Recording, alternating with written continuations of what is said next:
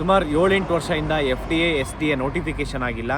ಲಕ್ಷಾಂತರ ವಿದ್ಯಾರ್ಥಿಗಳು ಕರ್ನಾಟಕದಲ್ಲಿ ಒಂದು FDA SDA ಆಕಾಂಕ್ಷಿಗಳಾಗಿ ಇವತ್ತಾಗುತ್ತೆ, ನಾಳೆ ಆಗುತ್ತೆ, ಈ ವರ್ಷ ಆಗುತ್ತೆ, ನೆಕ್ಸ್ಟ್ ಇಯರ್ ಆಗುತ್ತೆ ಅಂದ್ಬಿಟ್ಟು ನೋಟಿಫಿಕೇಷನ್ಸ್ ವೆಯ್ಟ್ ಮಾಡ್ತಾ ಇದ್ದಾರೆ. ಇದ್ರ ಪರವಾಗಿ ನಾವು ಸಾಕಷ್ಟು ಹೋರಾಟ ಮಾಡಿದ್ದೀವಿ.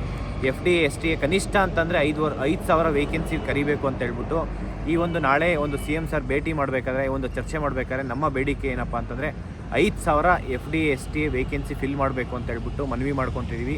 ಇದು ಕರ್ನಾಟಕದಲ್ಲಿ ಸಾಕಷ್ಟು ವೇಕೆನ್ಸಿ ಇದೆ. ಇದರಲ್ಲಿ FDA SDA ಅಂತಲೇ ಲಕ್ಷಾಂತರ ವಿದ್ಯಾರ್ಥಿಗಳು ಓದ್ತಾ ಇದ್ದಾರೆ.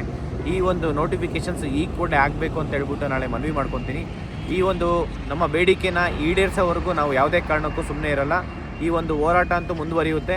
ನಾಳೆ ನಮ್ಮ ಬೇಡಿಕೆ ಏನು FDA SDA 5,000 ವೇಕೆನ್ಸಿ ಇದೆ, ಅದನ್ನು ಆದಷ್ಟು ಬೇಗ ಫಿಲ್ ಮಾಡಬೇಕು ಅಂತ ಹೇಳ್ಬಿಟ್ಟು ನಾವು ಮನವಿ ಮಾಡ್ಕೊತೀನಿ. ಎಲ್ರಿಗೂ ಈ ಒಂದು ಚರ್ಚೆ ಆದಮೇಲೆ ಮುಂದಿನ ನಿರ್ಧಾರ ಏನು ಮಾಡಬೇಕು ಅಂತ ಹೇಳ್ಬಿಟ್ಟು ಎಲ್ಲರೂ ಚರ್ಚೆ ಮಾಡೋಣ. ಅಲ್ಲಿವರೆಗೂ ಚೆನ್ನಾಗಿ ಓದ್ಕೊಳ್ಳಿ. Thank you so much. ನಮಸ್ಕಾರ.